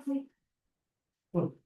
আচ্ছা দেখো, তাহলে কেন হাইলি রিঅ্যাক্টিভ মানে মেটাল গুলো সবসময় কম্পাউন্ড ফর্মেই পাওয়া যায়? কারণ ওগুলো বেশি রিঅ্যাক্টিভ, কারণ না কারোর সাথে রিঅ্যাক্ট করে থাকবে। মডারেটলি রিঅ্যাক্টিভ মেটালও পাওয়া যাবে না ওরকম। এবার কোয়েশ্চেনটা হচ্ছে যে স্যার কপার কেন দুবার লেখা? কপার কখনো কখনো মডারেটলি রিঅ্যাক্টিভ হয়, যদি মডারেটলি রিঅ্যাক্টিভ হয় তাহলে কপার অক্সাইড, মানে কিউপ্রিক অক্সাইড বা কিউপ্রাস অক্সাইড বা কপার সালফেট এই ফর্মে পাওয়া যায়, বুঝলা? আর যদি কপার যদি লেস রিঅ্যাক্টিভ হয় তাহলে এমনি তুমি এমনি কপার সিইউ ফর্মেও পেতে পারো। এগুলো তুমি এলিমেন্ট ফর্মেই পাবা, নিচের গুলো পিওর ফর্মে পাবা, এগুলো কারোর সাথে রিঅ্যাক্ট করবে না। তাহলে এটা হচ্ছে অকারেন্স অফ মেটাল, যে কোনো কোনো মেটাল আমরা ওদের অক্সাইড, কার্বনেট, সালফাইড, ক্লোরাইড এই ফর্মে পাই, আর কোনো কোনো মেটালকে আমরা যেগুলো খুবই লেস রিঅ্যাক্টিভ তাদেরকে আমরা ওদের কি স্টেটে পাই? ফ্রি স্টেটে পাই, ফ্রি স্টেট। ফ্রি স্টেটকে আর একটা কি বলে? নেটিভ স্টেটও বলে, নেটিভ স্টেটে পাই। যেমন example copper, silver, gold and platinum এগুলো। খালি এখানে একটা এক্সেপশন দেখলাম, কি কপার, কপারকে আমরা, কপার আর সিলভার এদেরকে আমরা ফ্রি স্টেটেও পাই, আবার কম্বাইন্ড স্টেটেও পাই। এগুলো মার্কিং গুলো করো। কপার আর সিলভারকে ফ্রি স্টেটেও পাওয়া যায়, আবার কম্বাইন্ড স্টেটেও পাওয়া যায়। তো কারা তোমার কম্পাউন্ড স্টেটে থাকবে? কারা?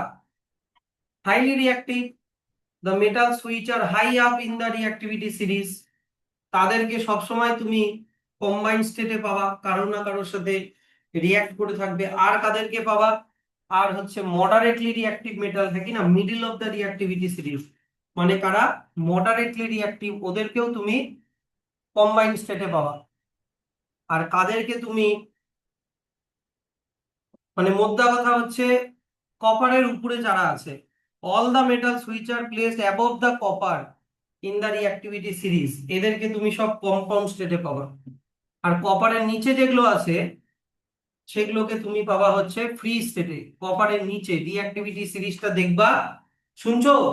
রিঅ্যাক্টিভিটি সিরিজটা দেখবা, ওখানে কপারের উপরে যেগুলো সেগুলো সব কম্বাইন্ড স্টেটে পাবা, আর কপারের নিচে যেগুলো সেগুলো তুমি ফ্রি স্টেটে পাবা।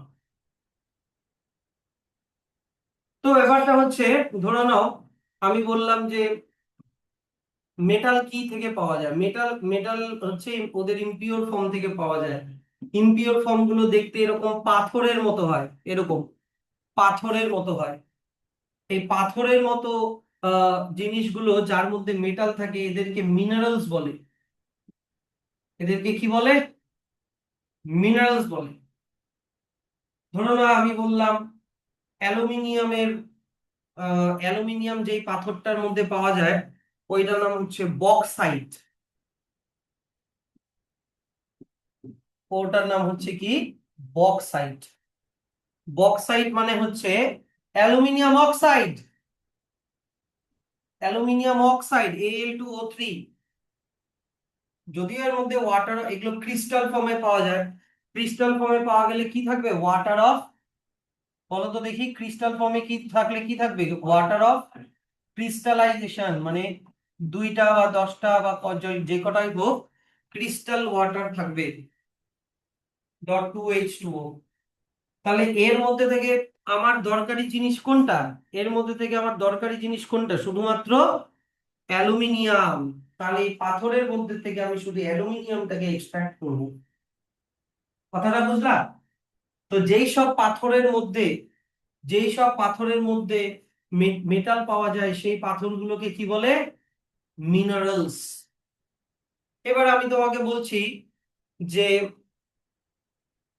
আমি তোমাকে বললাম যে ক্যালসিয়ামের দুটা মিনারেল হয়, ক্যালসিয়াম অক্সাইড আবার ক্যালসিয়াম ক্লোরাইড। কথাটা বুঝলা? এই দুটা মিনারেলের মধ্যে থেকে ক্যালসিয়াম অক্সাইড থেকে ক্যালসিয়ামকে বের করা বেশি ইজি।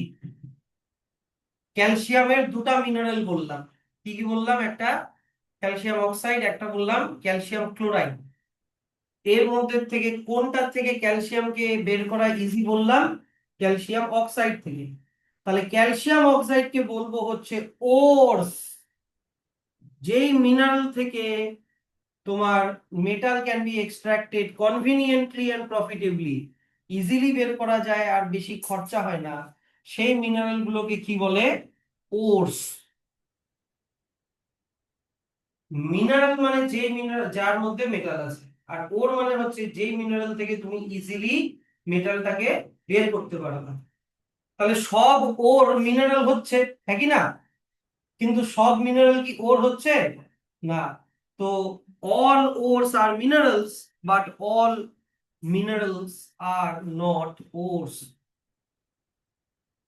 এই ক্যালসিয়াম অক্সাইড আর ক্যালসিয়াম ক্লোরাইড দুজনেই মিনারেল, দুটাকে একই সার্কেলের মধ্যে রাখলাম মিনারেল, কিন্তু ক্যালসিয়াম অক্সাইডটাই শুধু এখানে ওর। তাহলে ওর মিনারেলের সার্কেলের মধ্যে পড়লো, কিন্তু এই দুটা মিনারেলই কি ওরের সার্কেলে পড়লো না। তাহলে ওর আর মিনারেল যাতে কনফিউজ না হয়, তো আমরা এখানে ওরের নামগুলো শুনে নি, দেখে নি। যেমন সোডিয়াম মেটালের ওরের নাম রক সল্ট, যেটার ক্যালসিয়াম, হ্যাঁ অবশ্যই, যেটার chemical formula sodium chloride NaCl আমরা সবাই জানি, জানি কি না? অ্যালুমিনিয়ামের ওরের নাম বক্সাইড, যেটার কেমিক্যাল নাম হচ্ছে অ্যালুমিনিয়াম অক্সাইড, যেটার ফর্মুলা হচ্ছে Al2O3.2H2। এখানে বলো তো .2H2 ওটা কি? Water of crystallisation. ম্যাঙ্গানিজের ওরের নাম হচ্ছে পাইরোলুসাইট, যেটার কেমিক্যাল মানে ফর্মুলা হচ্ছে ম্যাঙ্গানিজ ডাই অক্সাইড, এটা সরি কেমিক্যাল নেম হচ্ছে manganese dioxide, formula MnO2। আর জিঙ্কের দুটা ওর হয়, একটা নাম হচ্ছে ক্যালামাইন, একটা নাম হচ্ছে জিঙ্ক ব্লেন্ড। ক্যালামাইনের ফর্মুলা হচ্ছে জিঙ্ক কার্বনেট ZnCO3, আর জিঙ্ক সালফাইডের ফর্মুলা হচ্ছে, সরি জিঙ্ক ব্লেন্ডের ফর্মুলা হচ্ছে জিঙ্ক সালফাইড ZnS। একটা কার্বনেট ওর, একটা কি সালফাইড ওর। ম্যাঙ্গানিজেরটা কি ওর? অক্সাইড ওর। অ্যালুমিনিয়ামেরটা কি ওর? অক্সাইড ওর। সোডিয়ামেরটা কি ওর? ক্লোরাইড ওর। তো এরা দেখবা ক্লোরাইড অক্সাইড না হলে কার্বনেট বা সালফাইড এই ফর্মে পাওয়া যায়, কারণ এরা হাইলি রিঅ্যাক্টিভ। তাই এরা ক্লোরিন না হলে অক্সিজেন না হলে কার্বনেট না হলে সালফার এগুলোর সাথে রিঅ্যাক্ট করে নেচারে পাওয়া যায়। আয়রনের ওরের নাম হচ্ছে হিমাটাইট, যেটার ফর্মুলা হচ্ছে আয়রন 3 অক্সাইড মানে Fe2O3। তারপরে কপারের দুটা ওর হয়, কিউপ্রাইট আর কপার গ্ল্যান্স। কিউপ্রাইটের নাম হচ্ছে কপার 1 অক্সাইড মানে Cu2O, আর কপার গ্ল্যান্সের নাম হচ্ছে কপার সালফাইড মানে Cu2S। আর মার্কিউরির ওরের নাম হচ্ছে সিন্নাবার। সিন্নাবারের নাম কেমিক্যাল নাম হচ্ছে মার্কিউরি সালফাইড, যেটার ফর্মুলা হচ্ছে AgS সালফাইড S। তাহলে কোন ওরের কি নাম ভালো করে মুখস্থ করবা এগুলো। তাহলে এবার আমরা চলে আসি হচ্ছে extraction of metal. Extraction of metal যেগুলো মানে আমরা যে ওর গুলো শিখলাম, এই ওরের মধ্যে থেকে মেটাল গুলোকে কিভাবে এক্সট্রাক্ট করব। আমি ভালো করে শুনবা, এক্সট্রাকশন অফ মেটাল কিন্তু খুব ঝামেলা, বলে দিচ্ছি। হাইলি রিঅ্যাক্টিভ মেটালকে এক্সট্রাক্ট করব হচ্ছে ইলেকট্রোলাইসিস প্রসেস দিয়ে। ইলেকট্রোলাইসিস প্রসেস দিয়ে মানে oxidation, sorry reduced by electrode, reduction, reduction by electrode. তো কোন ইলেকট্রোড? তোমার হচ্ছে cathode, reduction by cathode. Yeah reduction by cathode. পরে বলে দিচ্ছি জিনিসটা। মডারেটলি রিঅ্যাক্টিভ মেটালকে আমরা এক্সট্রাক্ট করব হচ্ছে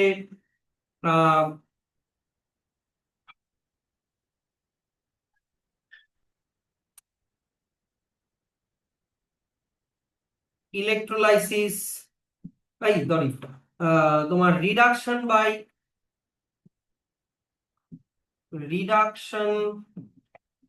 by carbon or aluminium.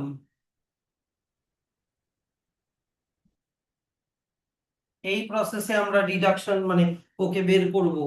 Less reactive মেটালকে আমরা বের করব সিম্পল হিটিং প্রসেসে, শুধু হিট করলেই হয়ে যাবে।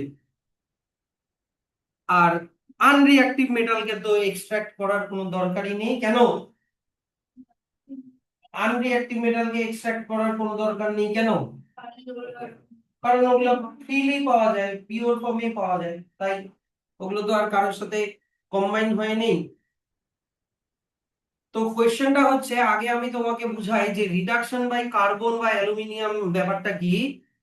এখানে দেখো জিঙ্ক আর জিঙ্কের উপরে কি রেখেছি আমি, কার্বন, হ্যাঁ কি না? হুম। তো আমি বললাম যে জিঙ্কের একটা ওর পাওয়া গেছে, জিঙ্কের ওরের নাম কি দেওয়া আছে দেখো তো, মানে ফর্মুলা কি দেওয়া আছে, জেড ZnCO3, মানে জিঙ্ক কার্বনেট, তাই তো? হুম। আর একটা আছে ZnS, ঠিক আছে। জিঙ্ক কার্বনেট না, জিঙ্ক সালফাইডিন, ZnS টাই নেই। তো মনে করো এইখান থেকে তুমি শুধু জিঙ্ককে বের করতে চাও, তাহলে তোমাকে করতে হবে কি, ওকে কার্বন দিয়ে হিট করতে হবে। এবার দেখো রিঅ্যাক্টিভিটি সিরিজে জিঙ্কের ওপরে কার্বন আছে না নিচে কার্বন আছে? উপরে কার্বন আছে, তাহলে কার্বন জিঙ্ককে সরাতে পারবে কি পারবে না? পারবে। তাহলে এই যে দেখো জিঙ্ক আলাদা হয়ে গেল, তুমি পেয়ে গেলা জিঙ্ক। বুঝতে পারলা? আর কার্বনটা কার সাথে লেগে গেল, সালফারের সাথে লেগে গেল। বুঝলা কথাটা? এইভাবে তুমি কার্বন দিয়ে কি জিঙ্কে ডিসপ্লেস করে দিলাম। কিন্তু যদি আমি যদি এক্সট্রাক্ট করতে চাই, ম্যাঙ্গানিজের ওরের নাম কি দেওয়া আছে, ম্যাঙ্গানিজ Mn, ম্যাঙ্গানিজের কোনো ওরের নাম কি দেওয়া আছে? ম্যাগনেসিয়াম না, ম্যাঙ্গানিজ Mn।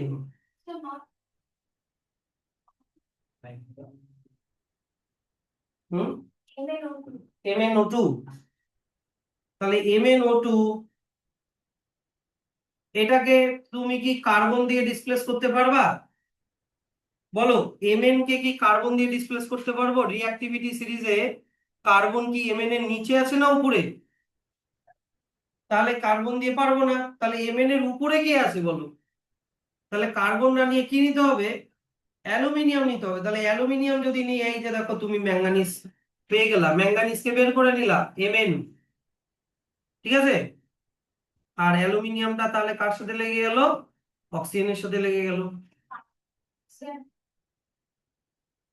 কি বলো? কার্বন তো দেখো, কার্বন তো নন মেটাল, কার্বন কোন মেটাল না। এখানে কি করছে, এই যে এক্সট্রাকশনটা বোঝানোর জন্যই আমি এখানে কার্বনটাকে রেখেছি। বুঝলা? কার্বন তো নন মেটাল, কিন্তু মেটালের রিঅ্যাক্টিভিটি সিরিজে ওর জায়গা হয় না। মেটালের রিঅ্যাক্টিভিটি সিরিজে মেটাল রাখা উচিত, কিন্তু কার্বন তো নন মেটাল, তাকে রেখেছি এই কারণেই যাতে মেটালের এক্সট্রাকশন বুঝতে পারো। তাহলে কি বুঝলা, যে রিডাকশন বাই কার্বন আর অ্যালুমিনিয়াম, এখানে রিডাকশন কেন বলছি, না না, এখানে এমএন যার সাথে অক্সিজেন ছিল, এখন আর অক্সিজেন নেই, তাহলে অক্সিজেন বের হয়ে যাওয়াকে কি বলা হয়, রিডাকশনই বলা হয়। সেই জন্য রিডাকশন বলছি। বুঝতে পারলা কথাটা? তাহলে রিডাকশন বাই কার্বন অর কি, কার্বন অর অ্যালুমিনিয়াম। যদি কার্বনের নিচের গুলো হয় তাহলে কার্বন দিয়ে করব, কিন্তু কার্বনের উপরে যেমন ম্যাঙ্গানিজ যদি হয়, তাহলে কি দিয়ে করতে হবে তোমাকে, কি দিয়ে করতে হবে, অ্যালুমিনিয়াম দিয়ে করতে হবে। বুঝতে পারছো তো? তো ওটা আমরা পরে যাব, আমি এটা জাস্ট একটু বলে দিলাম। আমরা প্রথমে কোনটা দেখব, হাইলি রিঅ্যাক্টিভ মানে ইলেকট্রোলাইসিস প্রসেসে করব। স্যার ইলেকট্রোলাইসিস প্রসেসে আমরা মানে সরি, হাইলি রিঅ্যাক্টিভ মেটালকে কেন আমরা কার্বন দিয়ে এরকম রিডাকশন করতে পারবো না? কারণ কার্বন ওগুলোর থেকে লেস রিঅ্যাক্টিভ, কার্বন কি ওগুলোকে সরাতে পারবে? পারবে না। তাই কার্বন, তাই হাইলি রিঅ্যাক্টিভ মেটালকে বের করার একটাই বুদ্ধি কি, ইলেকট্রোলাইসিস। কিভাবে করতে হয় আমি, সোডিয়াম পটাশিয়ামকে বের করতে পারবে কিনা, সোডিয়াম তো নিচে, সে পারবে, কিন্তু পটাশিয়াম অনেক দামি। পটাশিয়াম দিয়ে সোডিয়ামকে বের করতে হলে তুমি বেশি দামি মেটাল দিয়ে কম দামি মেটাল খাই না। বুঝতে পারলা? তো ব্যাপারটা হচ্ছে যে মেটালকে এক্সট্রাক্ট করার বুদ্ধি ব্যাপার হচ্ছে আলাদা আলাদা। সেটা ডিপেন্ড করছে মেটালটা হাইলি রিঅ্যাক্টিভ না মডারেটলি নাকি লেস, সেটার উপরে ডিপেন্ড করে। তো প্রথমে এই ডেফিনেশনটা মার্ক করো, to obtain a metal from its ore is called extraction of metal. Ore থেকে মেটালকে বের করাকে মেটালের এক্সট্রাকশন বলে। এর অনেকগুলো স্টেপ হয়। কি কি? প্রথমে মেটালের ওর থেকে বার করতে হয়, রিফাইন করতে হয়, গোটা ব্যাপারটাকে মেটালার্জি বলে। মেটালার্জির কয়টা step? Concentration of ore, 2 number conversion of concentrated ore into metal, and 3 number হচ্ছে refining or purification of impure metal. এই 3টা স্টেপে আমরা মেটালকে বের করি। তো প্রথম স্টেপ মানে কনসেন্ট্রেশন অফ ওর, যখন ওর গুলোকে আমরা যখন ওর গুলোকে আমরা মাইনিং করে বের করে নিয়ে আসি, কথা কি বুঝলা? যখন ওর গুলোকে আমরা মাইনিং করে বা বোম ফাটিয়ে পাহাড়ের নিচ থেকে বা যেখান থেকে হোক যখন নিয়ে আসি, ওর সাথে অনেক ইম্পিউরিটিস মিশে থাকে। কি কি? Sand, rocky material, earthy particle, limestone, mica, কাদা মাটি, চুন, অনেক কিছু মিশে থাকে। তো এক্সট্রাক্ট করার আগে আমাদেরকে কি করতে হবে? এগুলোকে রিমুভ করতে হবে। এগুলোকে বলা হয় গঞ্জ। কি বলা হয় এগুলোকে? গঞ্জ। তাহলে কি, the metal used for removing gons for ore depend on some different in physical property or chemical property of the ore and gons। মানে কোন প্রসেস দিয়ে আমরা গঞ্জকে আলাদা করব ওগুলো লেখা নাই, খালি লেখা আছে কি গঞ্জকে বের করতে হবে। এবার কোন প্রসেস দিয়ে বের করব সেটা ডিপেন্ড করে কোন মেটাল আর কোন ধরনের গঞ্জ ওর সাথে মিশে আছে তার উপর। বুঝতে পারলা? এই যে ইটালিকে লেখা লাইনটার মানে কি, যে the methods used for removing gangue, গঞ্জকে রিমুভ করার মেথড কিসের উপরে ডিপেন্ড করে? Difference in the physical property and chemical property of ore and gangue. মানে ওরটা কি ধরনের বা গঞ্জ গুলো কি ধরনের, ওটার উপরে ডিপেন্ড করে। তো তুমি যখন গঞ্জকে বের করে দিলা, ওটাই হয়ে গেল concentration of ore. 2 number, conversion of or of concentrated ore into metal. তো হাইলি রিঅ্যাক্টিভ মেটালের জন্য একটা আলাদা প্রসেস কি লেখা আছে? মেটালটা প্রসেসটার নাম কি লেখা আছে? আমিও লিখেছিলাম। কি লেখা আছে? হাইলি রিঅ্যাক্টিভ মেটালকে বের করার উপায় কি লেখা আছে? ইলেকট্রোলাইসিস। 2 নাম্বার, মডারেটলি রিঅ্যাক্টিভ মেটালকে বের করার process reduction of oxide with carbon or কি অ্যালুমিনিয়াম। Carbon or aluminium. যেমন ম্যাঙ্গানিজ এর পাশে লিখে রাখো REDC ডট উইথ AL। আশা করি বুঝতে পারবা। কি পারবা না? মানে কি রিডাকশন উইথ অ্যালুমিনিয়াম। আর লো রিঅ্যাক্টিভ মেটালকে বের করার একটাই সহজ বুদ্ধি, কি? Heating. Heating the sulphide in air.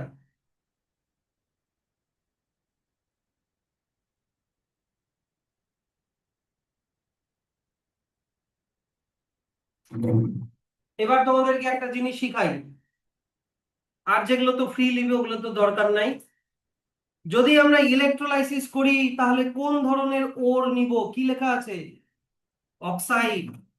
যদি কার্বন বা অ্যালুমিনিয়াম দিয়ে রিফাইনিং করি, সরি এক্সট্রাকশন করি, তাহলে কোন ধরনের ওর নিব মেটালের?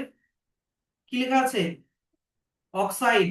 আর যদি মডারেটলি রিঅ্যাক্টিভ মেটালের থেকে মেটালকে এক্সট্রাক্ট করি তাহলে কোন ধরনের ওর নিব মেটালের? সালফাইড। এগুলা কিন্তু মাথায় রাখতে হবে। বুঝতে পারছো ব্যাপারটা কতটা ডিপ, মানে কঠিন আছে? কি হবে না মাথা খারাপ?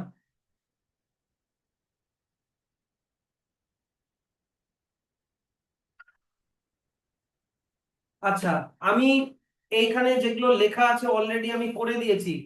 আমি ম্যাঙ্গানিজকে এক্সট্রা ভাবে লিখালাম না, বলো তো? অ্যালুমিনিয়ামের নিচে ম্যাঙ্গানিজ লিখালাম কিনা? এই তো। তারপরে হচ্ছে আমি কার্বনকে লিখালাম না, কার্বনকেও লিখালাম। আর তারপরে দেখো তো আমি এসএন মানে টিনকে লিখালাম না, টিন। এগুলো আমি লিখিয়ে দিয়েছি, যেগুলো ভিতরে লেখা আছে সেগুলো আমি লিখিয়ে দিয়েছি। আচ্ছা স্যার, কপারের যদি অক্সাইড ওর হয় কপারের যদি অক্সাইড ওর হয় তাহলে কোন প্রসেসে বের করব, আর কপারের যদি সালফাইড ওর হয় তাহলে কোন প্রসেসে বের করব বলো। কপারের যদি অক্সাইড ওর হয়, কপার এই যে মডারেটলি কান্ডারে অক্সাইড ওর হলে কোন প্রসেসে, রিডাকশন উইথ কার্বন। আর কপারের যদি সালফাইড ওর হয়, সালফাইড, তাহলে বা নরমাল হিটিং। ওটাও এখানে লেখা আছে যে copper can be extracted by reduction of its oxide with carbon as well as by heating its sulfide ore in air। Process গুলো দেখতে হবে আমাদেরকে।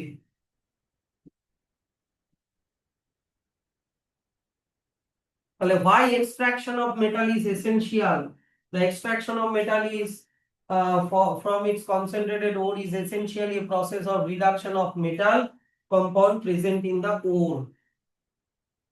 Essentially a process of reduction, কিন্তু এগুলা কিন্তু সবই কিন্তু কি প্রসেস বলতো, রিডাকশন করা বলে এগুলাকে, সবগুলাকে রিডাকশন করা বলে, কারণ এরা প্রত্যেকে ইলেকট্রন নিয়ে বের হয়। Reduction in the sense, reduction in the sense লিখে রাখো গেইন অফ ইলেকট্রন, ইলেকট্রন নেওয়াকেও রিডাকশন হওয়া বলে।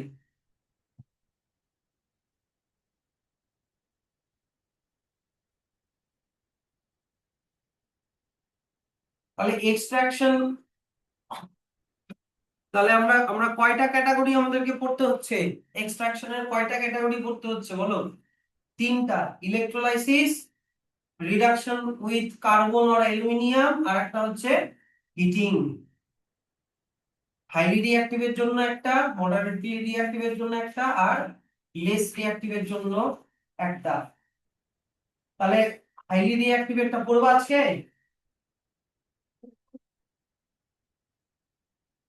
পড়বা না? হুম?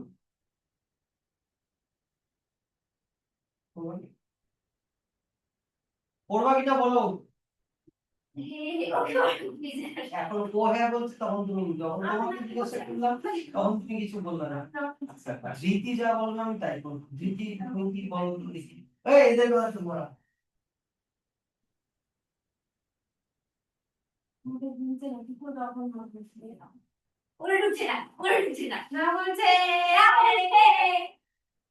ও তোমাদেরকে নাম দিচ্ছে। দিদি করবা নাকি পরের দিন? ঠিক আছে, পরের দিন আমি মেটাল এক্সট্রাকশনের প্রসেস এগুলো পড়ে রাখবো, কিন্তু না পড়ে আসবা না, না হলে লিংক হবে না কিন্তু। পড়তে আসার আধা ঘন্টা আগে দেখে আসবা। আরে দুপুরবেলা একটু দেখে নিবা না?